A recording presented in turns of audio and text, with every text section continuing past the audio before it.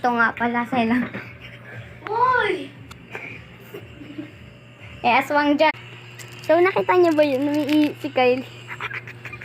So, pag titipan na natin sila, asarin natin sila. Like and subscribe! And subscribe! Bye! Like and... Ayun nga pala sila. Ayan o. Nagbabay-bye. Kay Sabine, umalis na kasi siya. Nagpaalam na siya kasi pinsan lang namin yun. Kaya yun. Tignan niyo si Kyle.